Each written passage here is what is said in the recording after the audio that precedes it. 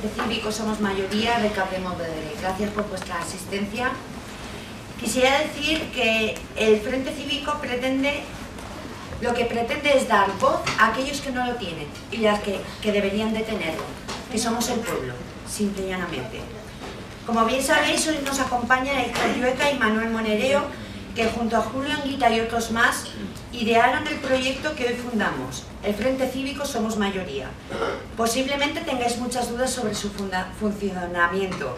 Pues bien, Julio Anguita estableció 10 puntos en los cuales, a partir de ellos, empezaremos a debatir, a analizar y a tener un consenso entre todos para presentarlos a aquellos que tienen hoy en día el poder. ¿El porqué de este movimiento? A mi parecer, porque es necesario, porque es urgente, porque es vital, simplemente porque es vital. Si no, y perdón por la expresión, nos vamos directamente a la mierda. Nos piden confianza aquellos que están inmersos en distintas... Ya me he liado. En distintos tipos de corrupciones, es decir, a ver si hagamos un poquito de memoria. El presidente de la COE, Filesa, Gürtel, trajes de Camps, sobres de Bárcenas, Terra Mítica, Caso Nos, ERES empresariales, Fundación Ideas, Malesa, Aeropuerto de Castellón, ¿os suena? Pues todos aquellos que se han llevado el dinero a manos llenas son personas a las cuales nos legislan, los cuales deciden que nosotros tengamos que soportar 6,5 millones de parados, que nosotros tengamos que soportar una subida de IVA, IRPF, que tengamos que soportar 522 desahucios diarios, 70 muertes del terrorismo machista. Eso es lo que son estas personas. Pero realmente, los que realmente gobiernan esta situación o nos proponen esta situación son personas como los directivos de Bankia, Banco Valencia, CAM. ¿A qué os suena? Pues bien, quiero haceros una reflexión. ¿Qué queremos realmente en nuestra sociedad? Porque realmente lo que yo no quiero en mi sociedad, en mi mundo, en mi pueblo, son 6,5 millones de parados. Personas que se tiren por la ventana, porque no puedan pagar su hipoteca.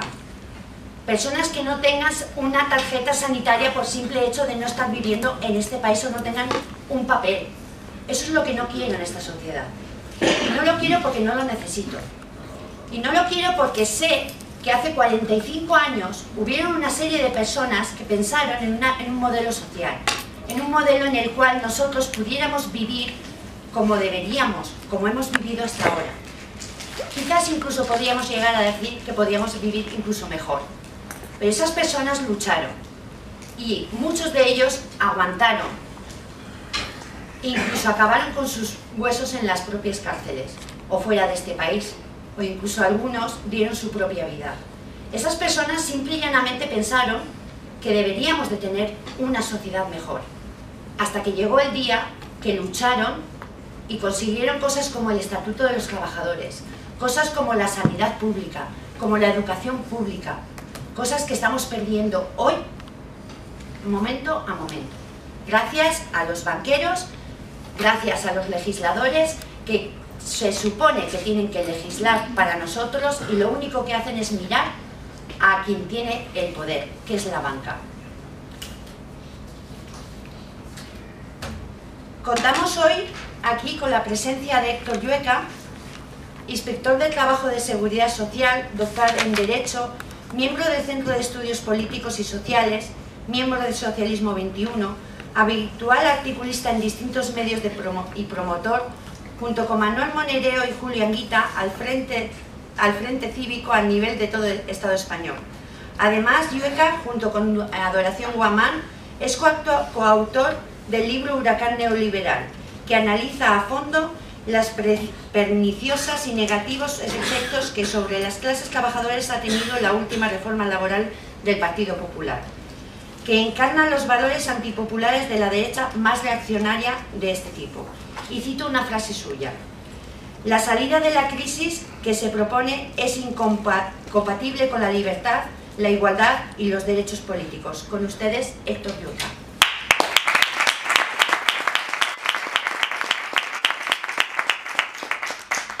Bien, pues buenas tardes a todos y todas. Muchas gracias a Maya y muchas gracias a todos vosotros por haber tenido la deferencia de acudir a este acto y de tener esta simpatía hacia el Frente Cívico Somos Mayoría que estamos intentando construir entre todos. Había una vieja leyenda en la Grecia clásica que se utilizaba para simbolizar una determinada forma de poder económico, político y militar, una determinada manera de equilibrar las relaciones entre las ciudades-estado basada en el dominio de unos sobre otros y que constituía un equilibrio que solo podía romperse con la derrota del poder. Me refiero a la leyenda del Minotauro. El rey Minos, rey de Creta, potencia hegemónica en la era minoica, le pidió a Poseidón que le entregase un toro en señal de aprobación, lo cual le fue concedido con la única condición de que lo sacrificase en honor del dios. Lo que ocurrió fue que cuando vio la belleza y porte del toro, el rey Minos decidió perdonar la vida al animal y enfureció a los dioses. Los dioses le infligieron un castigo.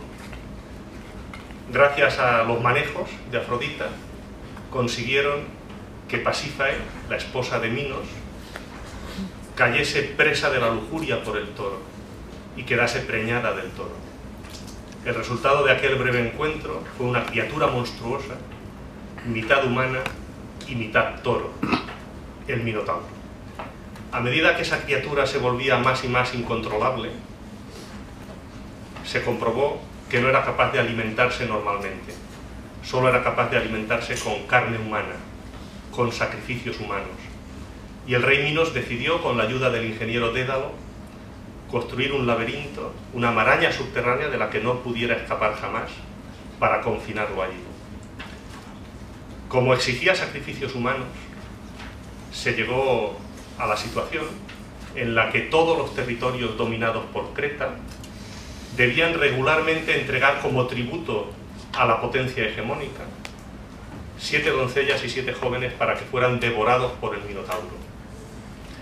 Esta historia de sufrimiento y de terror solo terminó cuando Teseo, el héroe ateniense, fue capaz de derrotar y de matar a la bestia, iniciando la liberación de su pueblo y una nueva era. Como podréis imaginar, esta historia hoy se entiende como una evocación de un equilibrio geopolítico en el que Creta era la potencia dominante y exigía a países y a territorios que le rindieran tributo de forma regular en señal de sometimiento. A mí me viene muy bien para ilustrar lo que pudiéramos denominar nuestro particular Minotauro. Un Minotauro que también exige, como demostraré a continuación, enormes sacrificios humanos y que no cesará hasta que no sea derrotado definitivamente. Un Minotauro que pudiéramos describir de manera, si queréis, impresionista en 3 grandes pinceladas. En primer lugar, la pertenencia a la moneda única, el euro, el mecanismo que ata de pies y manos al gobierno de España y le impide devaluar la moneda para poner en marcha el motor de la economía e intentar resolver el problema del paro. El mecanismo que impide hacer política y que condena a este país al subdesarrollo. De momento no me detengo más en este aspecto, ahora diré alguna otra cosa. En segundo lugar, el segundo elemento de ese Minotauro nuestro, la deuda.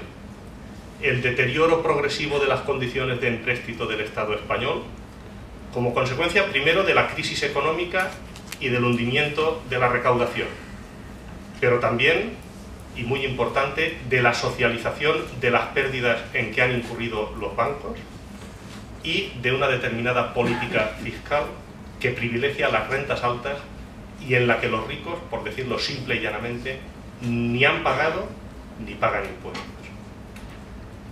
Este es nuestro particular minotauro, si queréis, con el corolario de una perversa alianza entre el poder político y el poder financiero, en la que el poder financiero y el sistema de crédito sirve de palanca para la desposesión de derechos sociales, laborales, y el poder político, merced al monopolio de la violencia y la definición de la legalidad, se convierte en protagonista principal de la expropiación de derechos sociales y laborales a golpe de plumazos en el boletín oficial del Estado. Pues bien, este minotauro también exige, como el de la legendaria bestia de la Grecia clásica, también exige sacrificios humanos. Hace algunos meses yo estuve en esta misma sala con la profesora Doración Guamán presentando un modestísimo volumen donde planteábamos que esos sacrificios humanos podían resumirse de manera muy sencilla.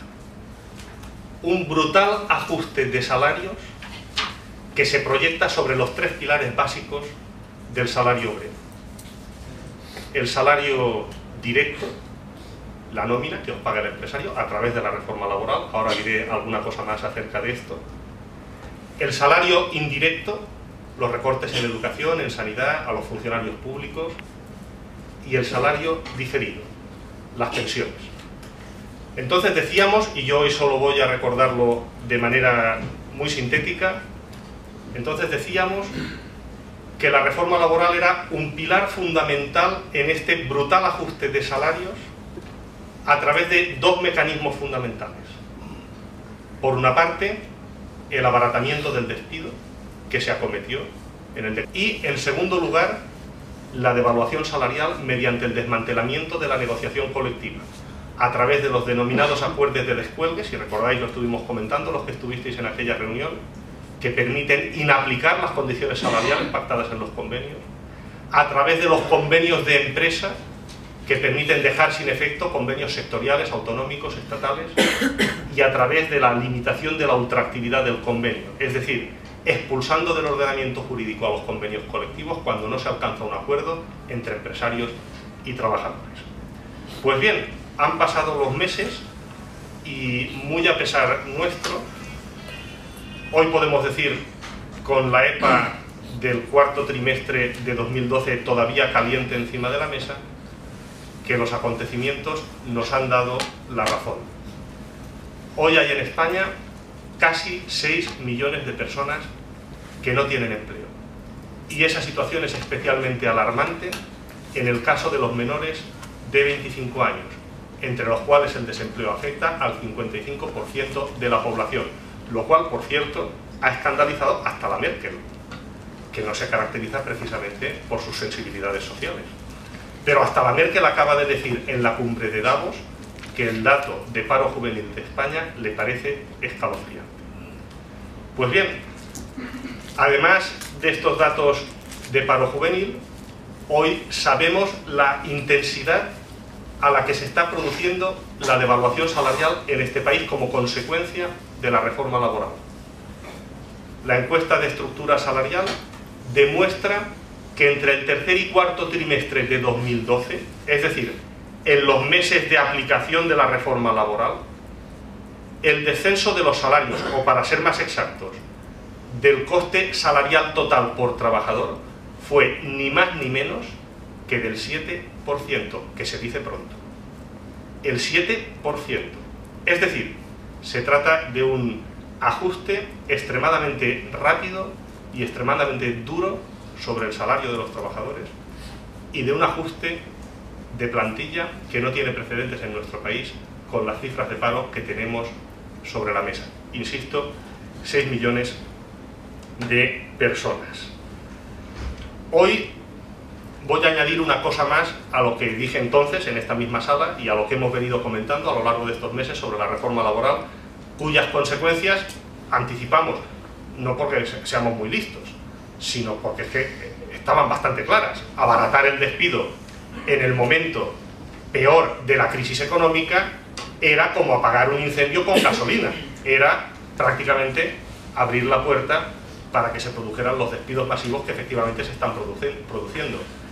Y reducir la negociación de las condiciones laborales y salariales a los pactos entre empresario y trabajador se traduciría inevitablemente en un recorte drástico de carácter salarial, en una fortísima regresión salarial. Pues bien, hoy voy a añadir una cosa más a todo esto que la EPA del cuarto trimestre de 2012 pone sobre la mesa. Es posible que lo que voy a decir a continuación no lo creáis, me da exactamente igual. Os lo voy a decir igual porque es lo que pienso y como lo pienso. O se cambia la política económica, o se frena el proceso de destrucción de puestos de trabajo con una política distinta, y se invierte la devaluación salarial provocada por la reforma laboral, o no es posible mantener el sistema de pensiones. O se cambia radicalmente la política económica y fiscal, o la inmensa mayoría de la población verá reducida la cuantía de sus pensiones, no porque lo digan sesudos informes que siempre se equivocan y que pretenden asustar a la población, sino por una cuestión de puro sentido común. Cotizantes, pensionistas, cotizantes a la baja, cotizaciones a la baja. No hace falta ser matemático para darse cuenta de que esa relación de dependencia vive su peor momento y supone un riesgo si no somos capaces de reaccionar y de darle la vuelta completamente a la política económica de este país, un riesgo para nuestro sistema de pensiones. Me diréis, como dice el profesor Navarro con razón, que esta ratio entre pensionistas y cotizantes no es el único factor del gasto en pensiones. Es verdad, hay otros, la productividad del trabajo fundamentalmente, y eso hace que muchos de los informes que pretenden alarmar sobre el futuro de las pensiones se equivoquen. Pero ante una situación de 6 millones de parados y ante una deflación salarial tan agresiva como la que se está produciendo, estoy obligado a decir que entra en riesgo la sostenibilidad del sistema de pensiones por la ratio de dependencia del mismo. Así de crudo y así de duro. Y yo hoy os anuncio que el próximo ataque a los derechos sociales y laborales de este país, lo que se está negociando en la mesa en la que el gobierno de Rajoy está negociando el rescate, es nuestro sistema de pensiones. Como por otra parte ya empieza a decirse cada vez con menos tapujos y empieza a filtrarse con los típicos globos sonda a los que nos tiene acostumbrados el gobierno. Pues bien, yo creo que ante esto, no pretendo extenderme mucho, quiero darle la palabra enseguida a Manuel Monereo. Yo creo que ante esto hay que adoptar una actitud. Yo creo que ante esto lo que surge inmediatamente son dos preguntas clave, que es ¿qué hacer y cómo lo vamos a hacer? Yo creo que estas son las dos preguntas a las que tenemos que intentar responder y a las que yo voy muy brevemente en esta intervención a intentar responder. Yo creo que lo que evidencian todos estos datos, lo que evidencia la realidad que hay detrás de los datos, la catástrofe humanitaria a la que nos está abocando la política austeridad de los gobiernos del Partido Socialista y del Partido Popular, lo que emerge inevitablemente es la necesidad política de organizarse, de comprometerse y de luchar. Ningún cambio político en la historia, ninguno, se produjo gracias a palmas al aire y a consignas ilusorias.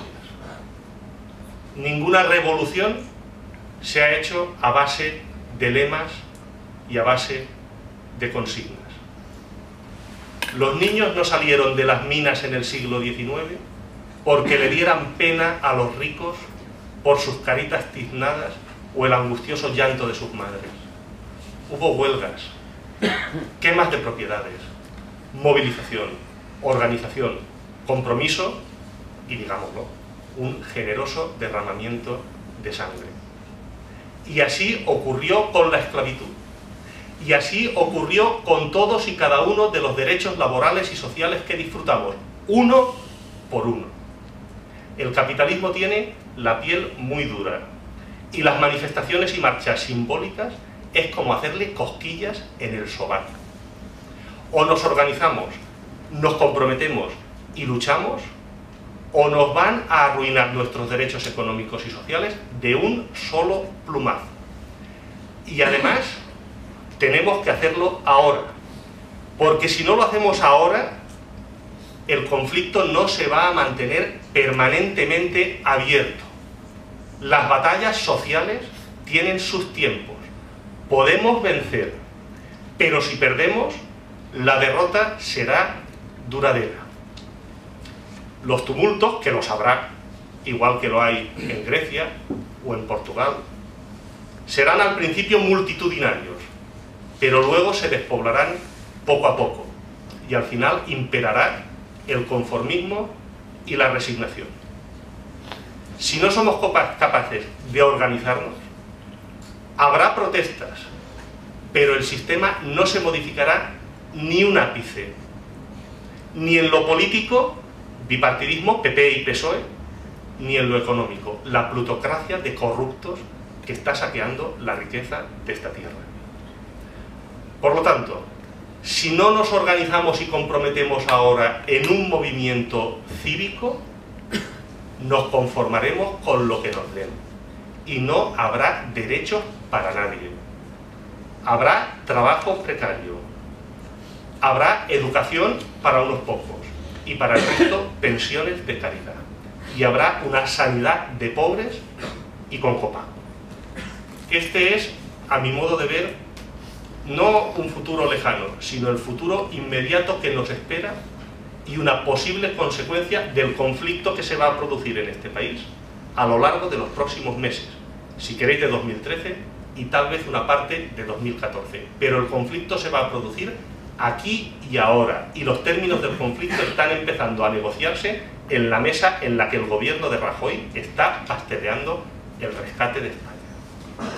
Por lo tanto, me gustaría insistir en la idea de la urgencia de que la gente se organice, se comprometa y luche, porque en el fondo, y voy terminando, ya lo dijimos la semana pasada, en el fondo, más allá de las teorías económicas, de los análisis sesudos de los problemas, en el fondo, ¿vosotros sabéis cuál es la causa última de todo lo que está pasando? ¿Por qué están abrogando violentamente derechos sociales y laborales que costaron décadas y que costó muchísimo sacrificio a generaciones enteras? Vosotros sabéis, la semana pasada lo hablábamos aquí en Puerto de Sagunto con los amigos del Frente Cívico, ¿sabéis en el fondo por qué se está produciendo todo esto? Porque no os tienen miedo, porque os han perdido el respeto. Y dándole la vuelta al argumento, ¿sabéis por qué hemos podido disfrutar de una sanidad pública, de una educación digna? ¿Por qué hemos podido vivir como personas normales? Porque estaban acojonados, porque la gente estaba organizado, porque había referentes internacionales y porque o se ponían las pilas y se repartía un poco la riqueza, o la amenaza de un cambio radical y de que con empresarios de que sin empresarios se puede vivir, estaba permanentemente encima de la mesa. Por lo tanto, y termino ya con una última reflexión, yo os diría el qué hacer, organizarse y comprometerse. Y el cómo hacerlo, lo que nosotros estamos planteando humildemente es hacerlo mediante la discusión colectiva de un programa en el que todos estemos más o menos de acuerdo. Dejar las discusiones de las siglas, de que si los sindicatos son esto o lo otro, o los partidos todos son iguales, o de que si la izquierda no sé qué. No, no, no, no. A lo concreto, a los problemas reales que preocupan a la gente y de los que debe emerger un programa al servicio de las necesidades de la inmensa mayoría de la población. Que además ataque a las causas profundas de la crisis. Lo estamos planteando. Amaya ha dicho ya alguna cosa, un salario mínimo de 1.000 euros, una pensión mínima de 1.000 euros, una renta básica que amplíe la actual protección por desempleo. Pero no porque queramos hacer demagogia o repartir aguinaldo o hacer populismo, ¿no? Porque esa es la auténtica causa de la crisis. Los salarios bajos, la precariedad, eso es lo que está en el origen de la ausencia de demanda, que es la que estructuralmente ha provocado la crisis en la que estamos sumidos. Una banca pública, porque no va a llegar el crédito a las empresas, a los autónomos, pero ¿cómo va a llegar? Si todo el dinero que se está dando está yendo a tapar los agujeros de los bancos. Es que no va a llegar. Por lo tanto, el sistema de crédito debe de estar en manos públicas y al servicio de los intereses generales del país. Un programa, en definitiva, que reúne estas características y que yo resumo con una frase muy sencilla. Un programa que ponga sobre la mesa una nueva calidad de vida. Nosotros no queremos volver al pasado. La calidad de vida no está en centros comerciales llenos de luces y escaparates. La calidad de vida no está en la telecompra, en comprar pisos para especular con ellos, en el entretenimiento, en los juegos. La calidad de vida es dignidad. Calidad de vida es honor. Calidad de vida es el derecho a la autoestima que tiene cada ser humano por el mero hecho de haber nacido. Y pensamos que eso puede resumirse en una serie de puntos que respondan a las necesidades de nuestra gente y que respondan a nuestros intereses. Termino ya. Es el momento de organizarse y de comprometerse. El conflicto no va a permanecer permanentemente abierto. Y quiero terminar con una frase que es la que a mí me da fuerza y esperanza de que podemos vencer a lo largo de los próximos meses si conseguimos organizarnos y comprometernos. Y es que las ideas justas y verdaderamente humanas, a lo largo de la historia, han demostrado ser mucho más poderosas que la fuerza y que el dinero. De la fuerza y del dinero solo van quedando tristes y despreciables ruinas. De los ideales, de los principios morales, rasgos luminosos que nadie podrá apagar. Muchas gracias. Gracias, Héctor. ¿Se oye? Sí. Con nosotros se encuentra el politólogo y cofundador de Frente Cívico Somos Mayoría, Manuel Monedero. Natural de Jaén, es un importante intelectual de izquierdas y activista en movimientos sociales desde hace décadas. Licenciado en Derecho por la Universidad de Granada, doctorado en Ciencias Políticas con una tesis doctoral sobre el Che Guevara, miembro del Centro de Estudios Políticos y Sociales, exdirector de la Fundación de Investigación Marxista de Madrid, ha dirigido, coordinado y participado en numerosas publicaciones y revistas, entre ellas El Viejo Topo, Mundo Obrero o Utopías Nuestra Bandera. El autor de libros como Ideas para otro desarrollo, Perspectivas del socialismo hoy, Mariátegui o Propuestas desde la izquierda, todas ellas muy recomendables. Antes de darle la palabra quisiera leeros una frase suya. La peor burbuja en España es la burbuja mental. La sociedad está paralizada en un doble estado de shock. Con ustedes, Manuel Monedero.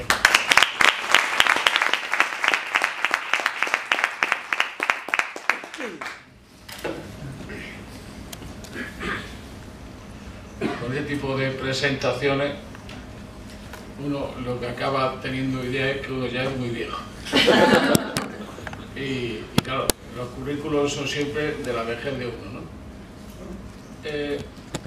Antes Héctor ha empezado con el mito del Minotauro.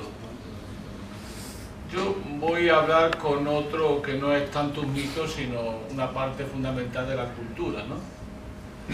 Que tiene que ver con problemas de fondo, también míticos, y que tienen que ver con los grandes dilemas del alma humana.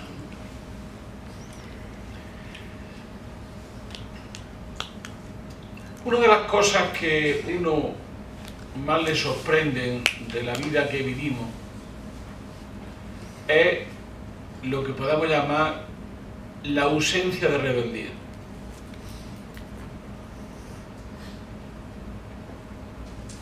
Y al lado de la ausencia de rebeldía, lo que podemos llamar las justificaciones permanentes para no sublevarse. Son dos partes de la misma realidad. Mira que tenemos que inventarnos cosas para indignarnos. Y mira que tenemos y nos tienen que decir cosas para que no hagamos de nuestra indignación una alternativa a lo que está ocurriendo. Hay un fenómeno dentro de esta forma permanente autoanálisis justificativo, hay un fenómeno que me parece muy interesante, que es lo que podríamos llamar la búsqueda de salida permanentemente y de fuga de la realidad. Con Zapaterito tuvimos una fuga de la realidad y el pueblo español le dio una victoria electoral hace 3 días, como quien dice. Fue que la crisis era pasajera y benigna y que poco a poco íbamos a salir de ella, sin grandes costos. Eso terminó un mayo de 2010 y un 4 de agosto de 2010. La segunda idea, la segunda fuga de la realidad fue, y fue muy grande, la que llevó a la victoria del Partido Popular. También en el País Valenciano, también aquí. Y aquí tenía mérito, hay que decirlo. ¿Y cuál era la fuga? Ante la evidencia, la enorme evidencia de la crisis, su hondura, su gravedad, que era inocultable, viene lo que podríamos llamar, que es muy normal en una fuerza conservadora de raíz nacional católica, lo que podamos llamar la confesión del pecado, la penitencia y el propósito de enmienda. Lo que nos vino a decir nuestros padres, en este caso nacional católico, organizados tras el Partido Popular, fue que habíamos pecado. Era aquello: habéis vivido por encima de vuestras posibilidades, miserables. Y todos dijimos, efectivamente, hemos vivido por encima de nuestras posibilidades. La segunda idea era que ese pecado debería ir acompañado de una penitencia. Y el castigo de la penitencia, por no decir el castigo de Dios, se puede decir que es el castigo del mercado, luego se ha ido complicando y es el castigo de la Merkel, luego el castigo de Alemania, casi todo el mundo lo quiere castigar. Bueno, pues ese castigo terrible era el castigo del mercado, de la penitencia, teníamos que asumirla, pero aquí nos dieron, como toda buena penitencia, tenía propósito de enmienda, pero sobre todo había luz al final del túnel. En 4 años esto se arregla. Adelgazamos porque hemos engordado y hemos echado michelines, vamos a adelgazar, nos vamos a poner con más músculo, vamos a salir fortalecidos y dentro de 4 años, 5 años como mucho, volvemos a empezar y volvemos a lo que hemos sido antes. Bueno, ese mensaje, que fue explícito unas veces y otro implícito, tuvo un gran éxito y le dio la mayoría a esa gran personalidad política y mejor dirigente como es Rajoy.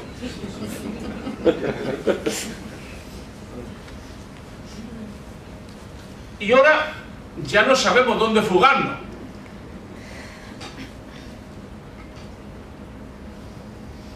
Y hoy se puede decir que tenemos un momento delicado en nuestra fuga de la realidad, que es el bloqueo de la fuga, o hete tú aquí, que la crisis viene para quedarse y el pasado no volverá. Ante eso, ¿cómo lo viven los españoles? En mi tierra suele haber una frase muy linda que la dicen los malagueños mejor que nadie, que es ennortados. Estamos ennortados, o sea, sin norte. Y por eso el gobierno no cae. Porque no sabemos ya dónde ir. ¿Y dónde está el problema de fondo? El problema de fondo, compañeras y compañeros, amigos, de Sagunto, es muy simple. Estamos en una larga transición al subdesarrollo y a la pobreza de una parte general de este país, con la connivencia de sus clases políticas y económicas dirigentes y bajo la hegemonía norteamericano-alemana. Me ha salido bien para decirlo rápido. Es así. O sea, estamos transitando al subdesarrollo. Yo, un artículo mío lo he llamado el retorno a la economía política de los señoritos. Esta idea de que hemos vivido por encima de nuestras posibilidades es admirable, porque cuando uno ve qué es lo que ha pasado en esta ensoñación general, en esta burbuja mental en la que hemos vivido los españolitos y las españolitas, desde el año 95 al 2007, cuando uno ve lo que estaba ocurriendo realmente, dice, pero ¿cómo es posible que tenga éxito la teoría de que hemos vivido por encima de nuestras posibilidades? ¿Quién ha vivido por encima de sus posibilidades? ¿Quién? ¿Nosotros? ¿Los trabajadores? ¿Los ciudadanos? ¿Los comunes y corrientes? ¿Las mujeres? ¿Los jóvenes? 5 datos, solamente para llamar a la reflexión. En esos años de boom económico, donde nos creíamos que ya somos como ellos, ya somos europeos, de verdad, estamos, como decía ese gran Zapatero, que genio, decía, estamos en la Champions. Vamos, decía el muy imbécil, porque era un cretino. Decía, hemos ya ganado a Italia, ahora vamos a ganarle a Francia. ¿Os imagináis semejante imbécil, tonto del bote? Y traidor a España, como ahora digo, y traidor a España. ¿No? Ese imbécil, que estábamos trabajando ya, que íbamos poco más después de Alemania nosotros. Pero madre mía, si nos acaba de ganar el año pasado Corea del Sur, y tienen la extensión de Andalucía un poquito más grande. Madre mía, qué tipo, ¿no? Socialista, social, izquierda, descendiente de Largo Caballero, de Indalecio Prieto, madre mía, de Paulino Iglesias, qué cosa. Bueno, es interesante esto, ¿no? Fijaros bien, en esos años, ¿cuál es el dato más vertiginoso, más audaz de la realidad? El incremento de las desigualdades sociales. Es decir, en los años del boom económico, de gran crecimiento, los ricos han sido cada vez más ricos y los trabajadores han ido perdiendo peso en la renta nacional. ¿Cómo era posible? ¿Cómo era posible que creciendo la economía? Eso no pasó ni en el franquismo, compañeros, ni en el franquismo. Es decir, la concentración de riqueza en una minoría oligárquica ligada al ladrillo y al capital financiero hizo su agosto en esos años. Son los que han vivido por encima de nuestras posibilidades. De nuestras posibilidades. O sea, de nosotros han vivido. Y sin embargo, la renta, o sea, la parte de la renta nacional, de los ingresos nacionales, que iban a los asalariados, que nunca han sido tantos como en aquella época en España, nunca, terminaron disminuyendo y el salario medio prácticamente no creció en esos años. Fijaros qué cosa más interesante para decir qué es lo que se estaba incubando ahí. La segunda cuestión importantísima, decisiva a mi juicio, tenía que ver, como siempre, con la fuerza del trabajo. En esos años de crecimiento enorme en España, nunca disminuyó el paro del 10%. Siempre hubo un 10% parado. Y llegando prácticamente, pues 5 millones de migrantes prácticamente en 5 años. Llegaron 5 millones de migrantes.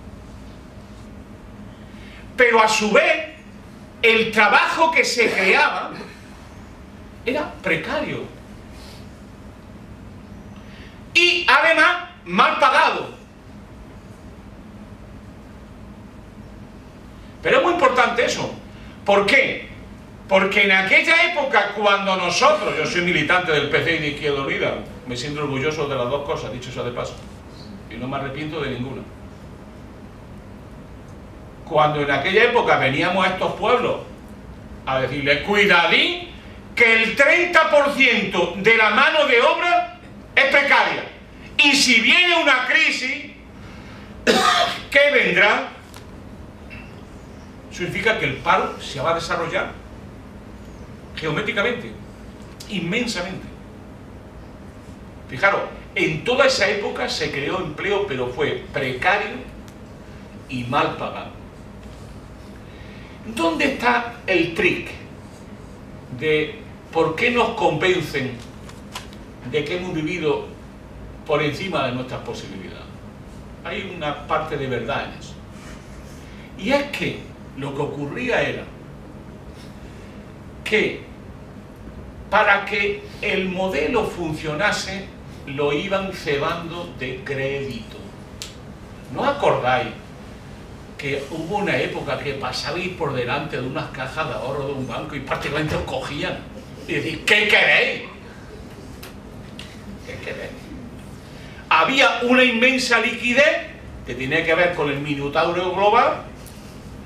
Esa inmensa liquidez hacía que para que el sistema no se hundiera, lo que te quitaban en el salario te lo daban de crédito para que a la mañana, al futuro, estuvieras invirtiendo tus propias posibilidades. Pero fijaros qué cosa más interesante. Los jóvenes quizás no lo vayan a entender, pero los que como yo ya hemos pasado los 60, que aquí hay algunos cuantos creo, fijaros, vosotros, ¿qué relación habéis tenido con un banco cuando no exigía la tarjeta? Era el cheque. ¿Y cuándo habéis usado vosotros un cheque? Nunca. O cuando lo pagaba la empresa, cobrabais a primero de mes, cogíamos los sobres, los repartíamos por todo lo que íbamos a tocarnos, ¿no? ¿Acordáis, no? Y nuestra vida era bastante mejor que esta, ¿eh? Porque inclusive trabajando uno, sacaba uno por delante a la familia. ¿O no? Bueno, pues llegó el banco y empezamos a confesarnos en ese confesionario. Pero fijaros, esa ha sido seguramente la mayor trampa de nuestra vida como seres humanos. ¿Y sabéis por qué? Porque el banco fue cambiando su naturaleza. Ya el banco no servía para juntar ahorro y darnos posibilidades para invertir y hacer proyectos. El banco servía para expropiarnos a nosotros de nuestros propios derechos. ¿Cómo lo hacían? Muy simple. Te bajaban los salarios, te prestaban dinero, pero a un precio. Entonces te quitaban el dinero de dos maneras. No te pagaban y encima te sacaban el tipo de interés que tenías que pagar y la hipoteca. Y encima tú, como tonto, decías, tengo un piso. Tú no tienes nada. Tú tienes una hipoteca y un piso de futuro. Y por tanto, El sistema te explotaba, pero luego te expropiaba. ¿Cómo consigues tú explotar al máximo, pero que alguien pueda consumir lo que se produce? Ese es el límite del capitalismo. Entonces se inventaron, ¿qué? El crédito. Toda la maquinaria fue cebada por el crédito que a mano llena vino aquí. ¿Qué es lo que ocurría? Y olvidaros que estoy hablando del segundo ejemplo, me quedan 4 más, 2 más. Era que las rentas salariales y la fuerza de trabajo se fue precarizando y mal pagada. Y que el crédito era el mecanismo que tenía el sistema para perpetuarse. Pero eso a nivel global, macro, significaba lo siguiente. Cuando los Camps y compañía, los Gürtel, los Undalgarines, iban andando por estas calles, se encontraron que había un pequeño problema. Como habían convertido por fin, habían llegado a algo fundamental, la vieja utopía del alquimismo, convertir la piedra en oro. Eran unos ladrillos. Y dijeron, pero si esto es un negocio bárbaro. ¿Qué ocurre? Que llegó un momento en que la banca española y las cajas de ahorro no tenían dinero para financiar. ¿Y saben lo que hicieron? Pedirlo prestado. ¿A quién? A los que tenían dinero. A Alemania y a Francia. Conclusión, les debemos hasta la camisa. Digo les debemos porque al final lo estamos pagando nosotros. No sé si se dan cuenta vosotros de esta paradoja tan interesante de la vida política. No, pero es así. Es así. Entonces, fuimos a pedirle dinero a los alemanes. Por cierto, no estamos en una economía de mercado y donde el riesgo se asumen los riesgos, porque tenemos otros que pagar el riesgo de los alemanes, que los pague su puta madre, ¿no? La madre de Merkel. No, porque ¿no? La economía de mercado no es así. La economía de mercado no es así. La economía de mercado no es así. Es muy fundamental que se asuman riesgos. Y era evidente que aquí se ganaba mucho dinero. Nos prestaban, el dinero lo prestaban a los bancos y a las cajas de ahorro, les prestaban el dinero. ¿Por qué? Porque el tipo de interés era muy alto y tenían mucho dinero excedentario, que tiene que ver con otras causas que ya discutimos. Desde ese punto de vista, ahora lo que no encontramos es que debemos, como decía muy bien esto, hasta la camisa, la empresa española y la banca española. Ese es el problema real que tenemos. La tercera cuestión, que era muy importante para ver el modelo de por qué habíamos vivido tan bien, tan maravillosamente, era también bastante increíble, ¿no? Que era lo que pudiéramos llamar la pervivencia en la pobreza. Durante todos esos años de crecimiento, la pobreza en España no bajó del 20%. Es más, en algunos años se incrementó la pobreza habiendo creación de empleo, generándose enorme riqueza y concentrándose en poquitas manos. La cuarta tema era tan evidente que era conocido. O sea, todo eso se hizo destruyendo, como nunca se ha hecho en España, el medio ambiente y destruyendo la costa desde Barcelona a Huelva, por no dejar a los pobreticos portugueses que bastante tienen con lo que tienen, que también se los destrozaron. Pero si ustedes van desde Barcelona a Huelva, verán lo que ha sido todo este enorme cataclismo social, político, ecológico que ha sido el ladrillo. Pero había una quinta cosa fundamental que aparece y reaparece, que es la corrupción. Nada hubiese sido posible sin la corrupción. Y ahí están pringados la mayoría de la clase política. Unos directamente y otros indirectamente. O sea, hay decenas de ayuntamientos impringados. Decenas de políticos pringados. Es decir, en todo ese proceso, el sistema político español se ha ido haciendo cada vez más homogéneo ideológicamente. Los partidos cada vez se parecen más y da casi igual quién gobierna. A su vez, se han ido corrompiendo cada vez más y a su vez se han hecho más dependientes de la banca. Claro, llega un momento que cuando le deba a la banca la camisa, llega un momento en que eso tiene connotaciones ideológicas, ¿o no? Sobre todo cuando te dicen, te condono la deuda, o no la pienso cobrar, o la dejo que siga continuando. Bien, eso era el modelo que venía, el modelo que se fue creando, es decir, un modelo que incrementó enormemente la desigualdad, un modelo que precarizó la fuerza de trabajo y que no mejoró la renta salarial.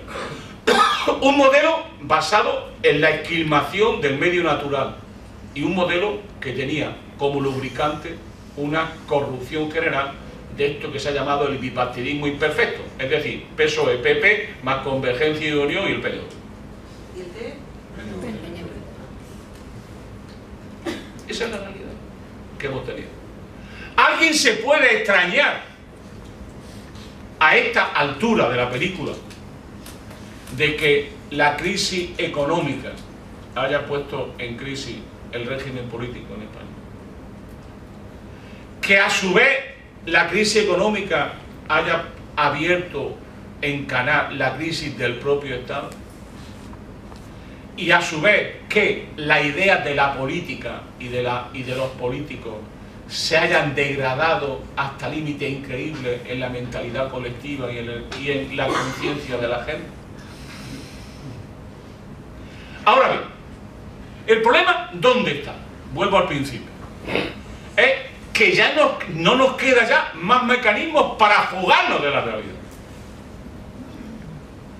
O sea, ya no tenemos dónde retroceder. ¿Qué es lo que viene? Yo les puse un ejemplo, le dije una fecha, porque tiene cierto interés esa fecha. El día 4 de mayo de 2010, nuestro insigne Zapatero cumplía 51 años. No se puede imaginar lo que mi madre me decía, pensando en los cerdos, lo que se puede construir con 51. Bueno, el señor Zapatero cumplía 51 años. Se reunía el Banco Central Europeo. Y ese día, el Banco Central Europeo, después de un debate, le mandó una carta a Berlusconi y otra carta a Zapatero. La carta a Berlusconi la hizo pública. La carta a Zapatero no se conoce. Sabemos por lo que le decían a Berlusconi que le estaban diciendo a Zapatero. Pero fijaros bien, esa carta, pues ya la conocemos, por cierto, por su hecho lo conoceréis, que a partir de ese día vino toda una retahíla de contrarreformas empezadas por el PSOE y luego continuadas por el PP, que es muy interesante. En esa carta la firmó en primer lugar el director del Banco de España, Fernández Ordóñez, militante socialista, dicho sea de paso, para que no se nos olvide la fuerza que tiene la ideología. Y al lado, Trichet, militante socialista también, francés. Fijaros, la ideología es muy fuerte, muy perspicaz, muy perenne en las personas. Le mandaron una carta a Zapaterito. Y esa carta se la explicaron, pobrecito, el día de su cumpleaños, pobrecito. Estaba solo en Madrid. Su familia estaba veraneando en Huelva. Pobrecito, qué desgracia. Y el compañero Berlusconi estaba también veraneando en Cerdeña, que tiene allí un pequeño cortijo, donde hace cosas las más interesantes según cuenta. Bueno, en Cerdeña. La carta de Cerdeña fue más bonita todavía, porque la firmaba Trichet, el compañero socialista Trichet, y Mario Draghi, a la sazón director presidente del Banco Central de Italia. Bueno, el compañero Draghi tiene una larga data, ¿no? Hombre de Goldman Sachs, ha sido, y ahora es, como es normal, el presidente del Banco Central Europeo. Bueno, pues le escriben la carta, y la carta era muy simple: o hacéis lo que yo os digo, o no os compro bonos y hundís vuestra economía. Ese día estaba a 6,6 y pierde por ciento la deuda, la prima de riesgo de España. Ese día estaba al 6 pico, 6,7% más o menos. Le dijeron: o haces lo que te pedimos, te exigimos, o no compramos bonos. ¿Qué le pidieron? Uno diría, bueno, pedirían reforma de la banca, pedirían, no sé, meter mano en la estructura bancaria, que la crisis era básicamente financiera. No, no. Lo que pedían era reducción salarial. Eso está escrito. Reducción salarial. Modificar sustancialmente los convenios colectivos para que prime la empresa. Flexibilizar las relaciones laborales, desestabilizarlas. Precarizar sobre todo el trabajo juvenil por un contrato que sea eso, un contrato basura, penalizado. Y eso está en la carta. El compañero Zapatero no tuvo ni la honestidad ni la dignidad de hacerlo público y discutirlo en el Parlamento. Nuestro gran Rajoy se lo dijo: ¿no hay una carta por ahí, presi? Y dijo el otro: yo no sé nada. Bueno, a lo mejor es que pensando lo que le ocurrió cuando lo de la carta a Berlusconi, él dijo, bueno, que puede ocurrir una cosa rara también, porque Berlusconi se le ocurrió hacerlo, pero rápidamente hubo una conspiración dentro de su propio partido, los demás partidos lo echaron y pusieron a un hombre de Goldman Sachs al frente del gobierno que no le eligió nadie, que se llama Mario Monti. Que las instituciones democráticas que hoy conocemos no sirven para nada, porque no mandamos. Esto ya teníamos algunas nociones. Cuando a algún pueblo como Irlanda, o Dinamarca, o Francia, se le ocurría votar en contra de algo que decía la Unión Europea, rápidamente salían la élite y decían, ¡oh, había equivocado! Estas cosas se votan para decir que sí. ¿Cómo atrevéis, miserables, populacho de mierda, a decir que no? Entonces lo que hacían es un segundo referéndum. Tocaban 4 cosas por allí, te amenazaban con todas las cárceles del mundo, en ficción o en realidad, con todas las miserias, y llegaban los pueblos y te decían, oye, o esto, o el caos, o esto, el diluvio. Y después ya de haber vencido en varios referéndums la gente normal, pues tuvieron que tragarse todo lo que venía del poder. Ahora, ¿qué quiero decir? ¿Dónde estamos? Y donde estamos es que no sirve para nada la soberanía popular. Mejor dicho, sirve si coincide con lo que dicen los poderosos. Si no coincide con lo que dicen los poderosos, pues cambiamos de soberano, o sea, del pueblo. ¿Por qué no disolvemos al pueblo? Podría ser la conclusión de esta historia. Es decir, qué cosa tan cansina es tener que votar en la elección. Y explicar a la gente lo que va a ocurrir y ya está ocurriendo. ¿Qué hace falta? Una devaluación que se llama interna, producto de las reglas del euro y de las reglas que funcionan en la Unión Europea. Que es que los ajustes ya no serán en términos inflacionarios, sino que son básicamente en términos de empleo, de reducción de salario y de precio.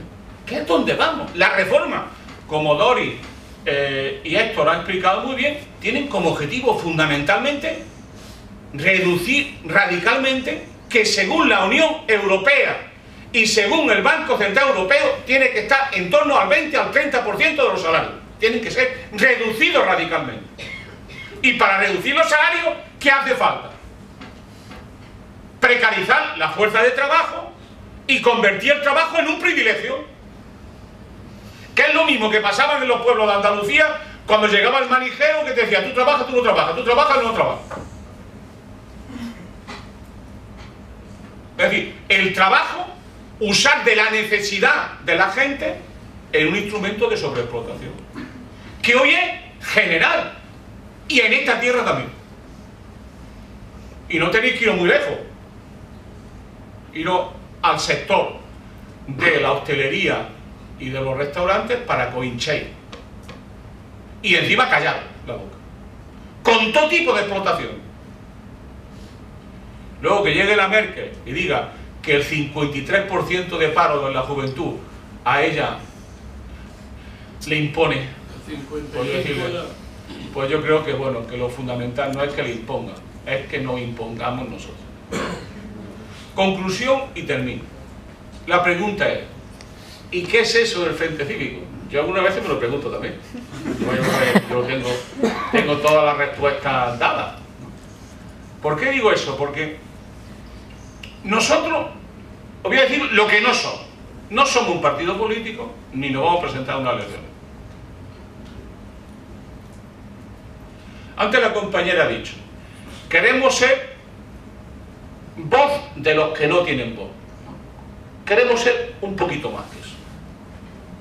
Queremos ser un poder de la sociedad frente a los poderosos. Un contrapoder. Una posición de poder de los de abajo frente a los de arriba. Y hacerlo de una manera sistemática y radical. ¿Para hacer qué? Porque prácticamente no tenemos que inventarnos casi nada. No es tan difícil hacer política, no es tan difícil. Lo que es difícil es hacer política y engañar sistemáticamente a la gente, a las personas. Eso sí que es más difícil. Porque tiene uno que vender morralla, tiene uno que vender chuchería, quincalla, para poder engañar a las personas. La gente sabe perfectamente que si mañana llega a el poder, haría lo mismo que están haciendo esto. Más fisno, seguramente. Con mayor verbalería, con a lo mejor mejorando tal gasto, pero la esencia de la política sería la misma. No habría cambios sustanciales. ¿Y qué es lo que quiere la gente? La gente quiere democracia de verdad. Es decir, que merezca la pena ir a votar y elegir a la fuerza política que uno considera para que cumpla lo que ha dicho en la campaña electoral que se debe de hacer. La gente quiere una democracia verdadera, una democracia real, efectiva, donde los ciudadanos sean protagonistas de la vida política, donde los ciudadanos no sean ciudadanos siervos, donde los ciudadanos no sean ciudadanos limitados estructuralmente a los deseos y aspiraciones del capital. ¿Esa democracia es posible? Yo creo que sí. La segunda cosa que quieren las personas es que no haya ningún poder por encima de la soberanía popular. Ni poderes económicos, ni políticos, ni mediáticos, ni militares por encima de la sociedad.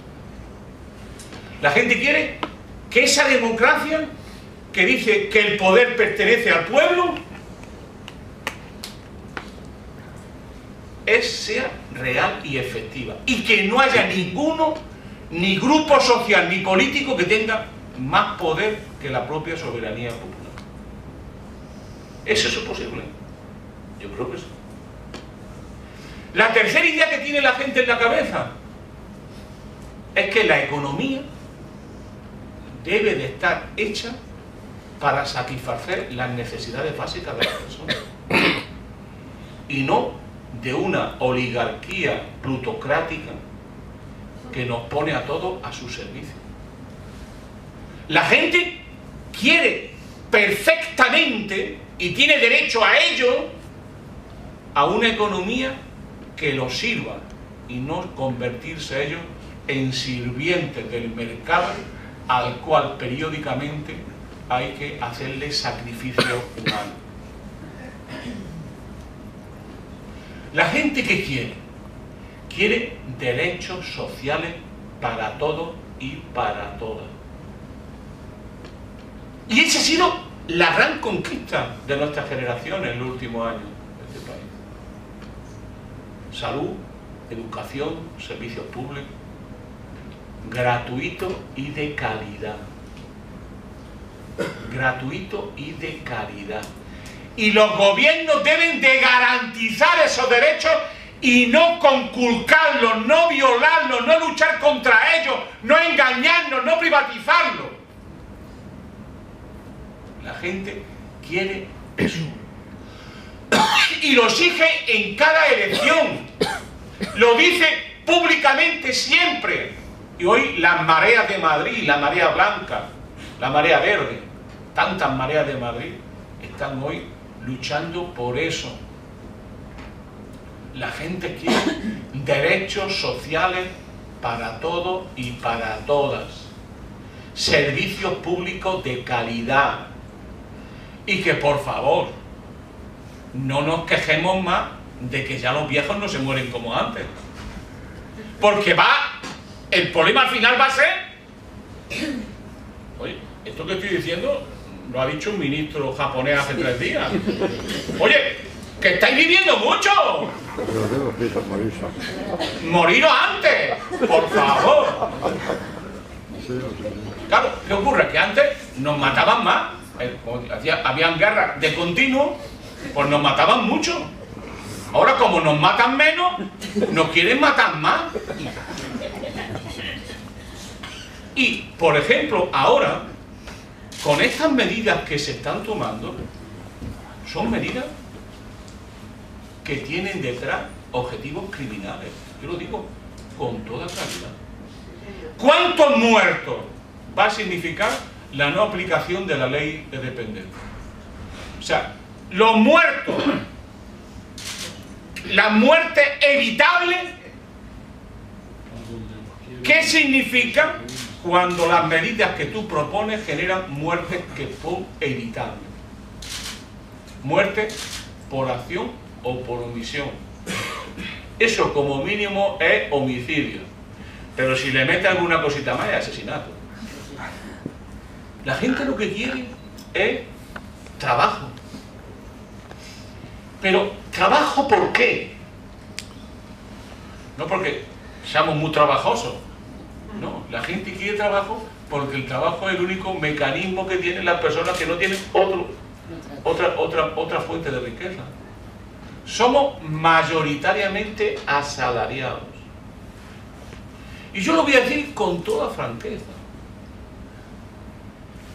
En España, el cambio de modelo productivo que genere pleno empleo exigirá una revolución social. No engañéis. Que nadie os venda motos. El pleno empleo como objetivo lleva 30 años sin practicarse en Europa, desde la crisis de los 70. Ahora es la plena precariedad y el despido gratuito lo que se va a implementar, y además sin subsidios sociales. Volvemos al capitalismo originario, al capitalismo de la pobreza, de la sobreexplotación sin derechos. ¿Y la beneficencia? Efectivamente. Eso es. Entonces, desde ese punto de vista, tenemos que plantearnos un nuevo discurso que ponga en el centro no en el desempleo, sino el discurso del trabajo. Parece lo mismo, pero no es lo mismo, compañeros y compañeras. Hay que poner el acento en un discurso del trabajo frente al discurso del desempleo. Porque para crear empleo, todo se justifica en nombre de crear empleo. ¿Se desregulan las relaciones laborales? Porque tenemos que crear empleo. ¿Se bajan las cotizaciones de la seguridad social para los empresarios? Porque hay que crecer, hay que crear empleo. ¿Se bajan los salarios? Porque hay que crear empleo. No, el problema no está ahí. El problema es construir una sociedad de hombres y de mujeres que trabajen y que hagan de su trabajo una vía de dignidad y una vía de superación colectiva. Esa es la diferencia entre un discurso del desempleo y en un discurso del trabajo. Y me diréis, ¿y esto qué? Pues eso es el Frente Cívico, compañeras y compañeros. El Frente Cívico no es otra cosa que ponerle pasión, organización, imaginación, capacidad de soñar en un programa donde todas y todos os sintáis a gusto, cómodos, que os reflejen, que seáis capaces de decir, estos son los nuestros, porque estos luchan por lo que nosotros queremos y luchamos. Por eso, la clave, ¿dónde está? En salir de la resignación. La clave, ¿dónde está? En llegar a una conclusión. ¿Y sabéis cuál es? Es terrible la conclusión. Pero, simple, pero es terrible. El poder son ustedes.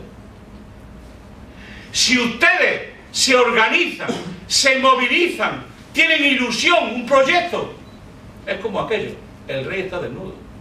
Los que mandan están desnudos. Hace falta una rebelión democrática, una revolución democrática. Por eso, nosotros, que no competimos con ninguna fuerza y que no nos presentaremos a las elecciones, lo que queremos es crear en la sociedad un tejido social organizado, un contrapoder, un poder social que le diga a los que mandan siempre, aquí estamos. Ya se acabó en delegar el voto en ustedes y cada 4 años nos vemos a ver cómo nos han engañado. No. Queremos ser un poder. ¿Y cómo es el poder de aquellos que no tienen poder? Eso es más viejo que la tota. Organización, organización y organización. Hacer del número masa, de la masa fuerza y de la fuerza proyecto. Todo lo demás, coña marina. Por eso, siempre en política hay que tener mucho cuidado cuando alguien te dice, os quiero salvar. Quedad en vuestra casa viendo la tele que yo voy a hacer la reforma. Jamás ha hecho así nada. Aquí, si uno no se implica subjetivamente en un proyecto de transformación social, el proyecto no vendrá. Y con estas verdades de peón caminero, que por cierto no es nada más, que seguro ser peón caminero, es un trabajo tan digno como otro, y si no, no habría camino, pues es lo que quiere ser Izquierda Unida. Quiere ser un mecanismo para que os organicéis y para que os pongáis en pie. Me diréis, ¿ha hablado de Izquierda Unida? Sí, había hablado de Izquierda Unida. ¿Por qué digo esto?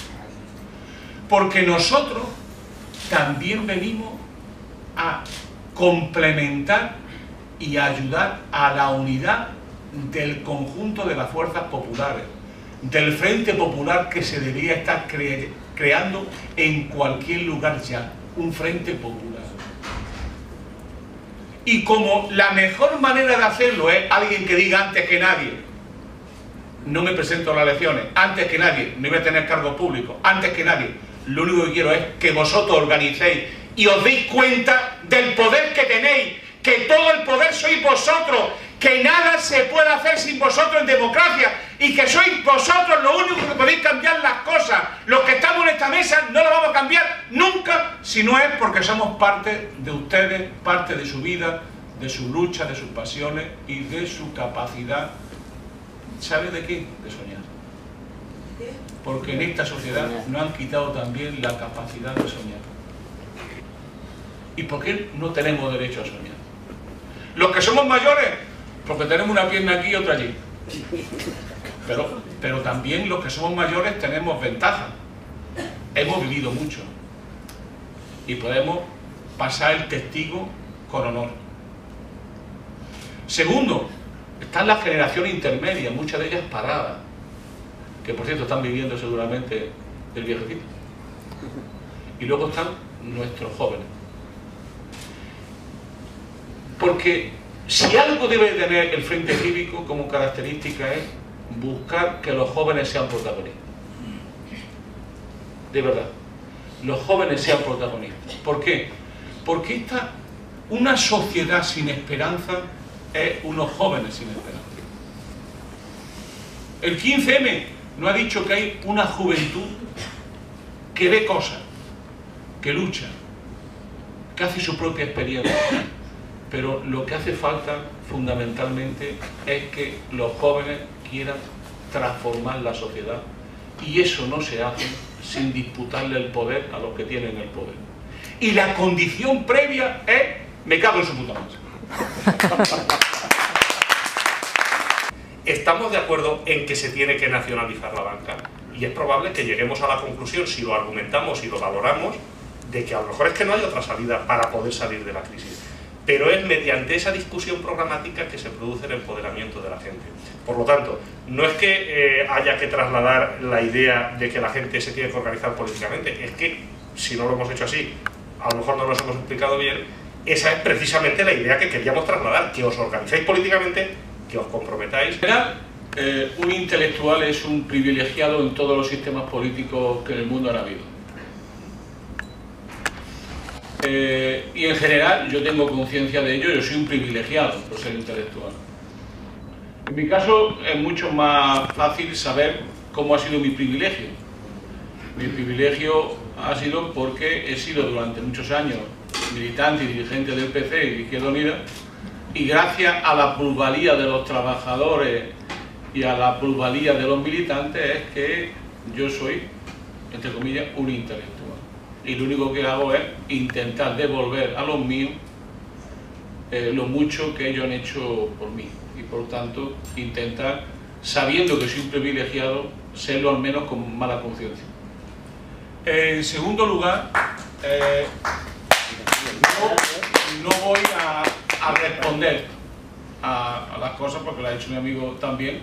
Yo lo que voy a leer es un poema para terminar. Hoy estoy un poco enloquecido. Por cierto, digo esto porque tiene cierta historia esto del poema, ¿no? Mi amigo Paco Fernández Boix, como sabéis, murió en agosto del año pasado. Era un gran amigo, mi maestro, una persona a la que siempre he estado muy cerca. Entonces, mi otro amigo, Toni Domènech, le regaló una nueva traducción que él hizo para él de un poema de Bertolt Brecht que se llama Loa a la dialéctica, ¿no? Yo soy muy malo para leer poemas, pero lo voy a hacer por homenaje a mi amigo muerto y también a ese poetazo enorme que era Bertolt Brecht, y porque creo en esta Loa a la dialéctica que tiene que ver con lo que hoy estamos discutiendo. Dice así, más o menos: con paso seguro marcha hoy la injusticia. Los opresores se disponen por otros 10.000 años. El poder asegura: lo que es, persistirá como es. Voz ninguna llega, sino de los dominadores. Y en los mercados dicen bien alto la explotación. Ahora llega por fin mi hora. Pero entre los oprimidos muchos dicen ahora: lo que queremos no ha de venir jamás. Quien aún siga vivo, que no diga nunca jamás. Lo seguro no es seguro. Lo que es no persistirá como es. Cuando los dominadores hayan hablado, hablarán los dominados. ¿Quién osa decir jamás? ¿De quién depende que persista la opresión? De nosotros. ¿De quién depende su quiebra? De nosotros también. Quien haya sido derrotado, que se levante. Quien esté perdido, que luche.